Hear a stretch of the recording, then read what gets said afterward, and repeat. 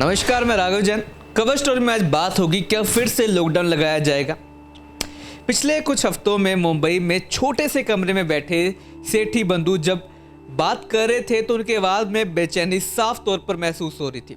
खराब internet connection के बीच कांपती आवाज में वे यही सवाल बार बार पूछ रहे थे।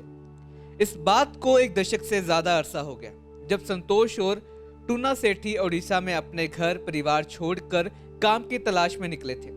उन्होंने अपने घर से 1600 किलोमीटर दूर मुंबई में जाकर ठिकाना मिला। शहर की गगनचुंबी इमारतों के साए तले संतोष और टुन्ना अपना पसीना बहाते थे। ये इमारतें बाहर से आए उनके जैसे मजदूरों से ही दौलतमंद लोगों के लिए बनाई गई है। सिर पर सीमेंट, रेत, ईंटें और पत्थर ढोने के बाद वे हर रोज 8 घंटे की दिहाड़ी में 450 रुपए कमाते हैं। निर्माणाधीन इमारतों में उनकी रातें गुजरती हैं। उनका रहना खाना पीना वही होता है।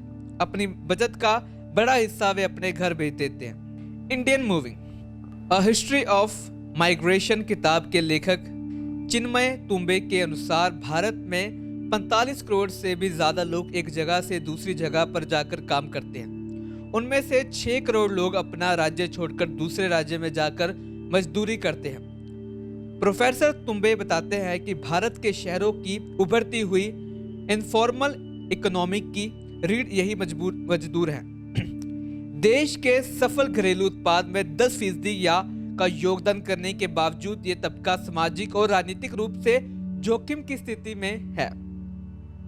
इनफॉर्मल इकोनॉमी किसी देश की अर्थव्यवस्था को वो हिस्सा होता है जहां ज्यादातर भुगतान नकद में किया जाता है और जिससे सरकार टैक्स वसूल नहीं पाती है। उधर मुंबई में डर का आलम बुरी तरह से छाया हुआ है। सेठी बंधु भी इसी के साथ जी रहे हैं। वे पूछते हैं कि क्या हमें घर वापस लौटना होगा? क्या आपके पास कोई जानकारी है? महाराष्ट्र में अब कोरोना संक्रमण के 30 लाख से ज्यादा मामले रिपोर्ट हो चुके हैं और ये मामले दिन प्रतिदिन बढ़ते ही जा रहे हैं और एक लॉकडाउन का डर मजदूरों को फिर से सताने लगा।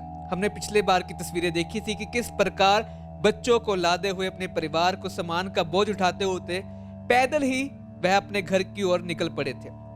इतनी मुशक्कत करने के बाद, इतना कुछ सहने के बाद उनको वो दिन नहीं भूलते हैं।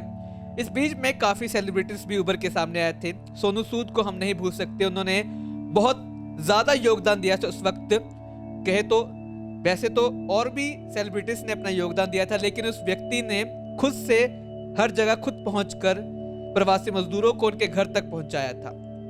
ये डर प्रवासी मजदूरों को फिर से सताने लगा है। अगर वो स्थिति बनती है तो उनके पास खाने के लिए कुछ नहीं होगा और फिर से उनको घर की ओर पलायन करना पड़ेगा।